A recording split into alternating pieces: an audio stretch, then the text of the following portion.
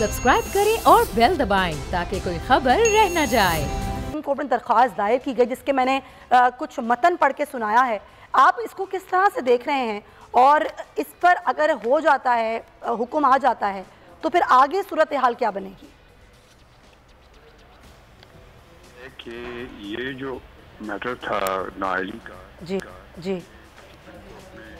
फैसला हो गया, रिव्यू हुई, वो भी खत्म हो गई, वो तो एक फाइनल ऑर्डर हो गया। अब उसके फाइनल ऑर्डर होने के बाद अब अगर आप कहते हैं कि जी ये गलत था, तो उसके लिए तो आपको कॉन्स्टिट्यूशन चेंज लाना पड़ेगा। जो कॉन्स्टिट्यूशन के तहत तो एक सुप्रीम कोर्ट का जो ऑर्डर होता है वो फाइनल होता है रिव्यू के बाद, उसमें अपील की कोई गुंजाइश नहीं होती। अगर आप चाहते हैं ये इंट्रोड्यूस करना तो ठीक है, उसके लिए आपको कॉन्स्टिट्यूशनल अमेंडमेंट लानी पड़ेगी, लॉज में चेंजेस लाने पड़ेंगे। लेकिन जिस तरीके से ऑर्डर है उससे ये फैसला किया गया कि ये दोनों हजरात जो हैं वो सादिक और अमीन नहीं थे। अब देखिए, सादिक और अमीन एक ऐसी चीज़ है कि आप ये नहीं कह सकते कि आज सादिक अमीन है और कल नहीं है, या कल नहीं है तो परसों से है तो परसों। जी, शेख उस्मानी साहब से रब्ता मुनक़ता हुआ है, उनके इस माहिराना जो कानूनी राय है उसको हम कंटिन्यू करेंगे, रब्ता बहाल करने की कोशिश करते हैं।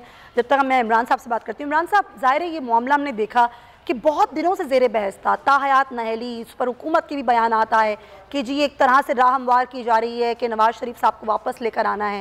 लेकिन अब ये दरख्वास्त दायर हो जाना, ये खुद कितना बड़ा आप देख रहे हैं कि एक आगे कदम होगा, आगे की इलेक्शंस में क्या सियासी मंजरनामा बनता नज़र आता है इस दरख्वास्त के तनाजुर में अगर हम देखें तो?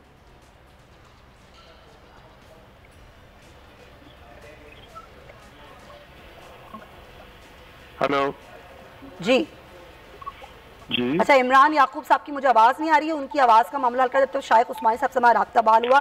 शेख उस्मानी साहब, एक तो ये मामला हो गया, मैं चाहूँगी आप जरा कंटिन्यू भी करें, और ये फौजदारी क़वानीन में तरमीम की गई हैं, बड़ी बेहतर तरमीम लग रही हैं, उन पर भी आप ज़रा कमेंट कीजिएगा।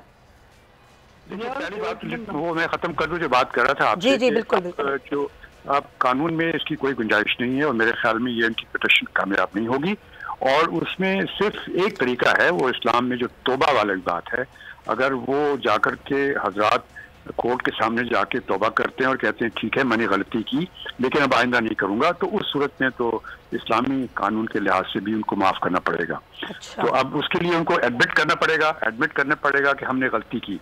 वो कौन सियासतदान करेगा ये तो आप जानते हैं, कोई भी नहीं करेगा। तो अब ये मेरे ख्याल में इससे कोई फायदा नहीं, वैसे ही ख़त्म हो जाएगी।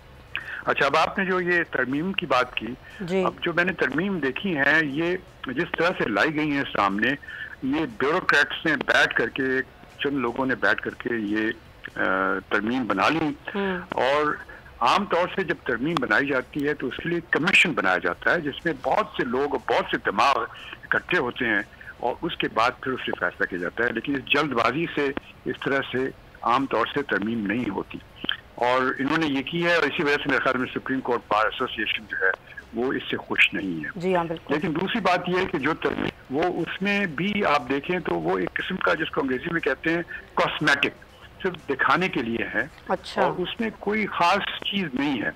मसलन ये कह देना कि 9 महीने में फैसला कर दें, ये तो हर रोज होता रहता है। सुप्रीम कोर्ट ऑर्डर देती है कि ये 4 महीने में फैसला कर दो, वो 10 साल गुजर जाते हैं और फैसला नहीं होता।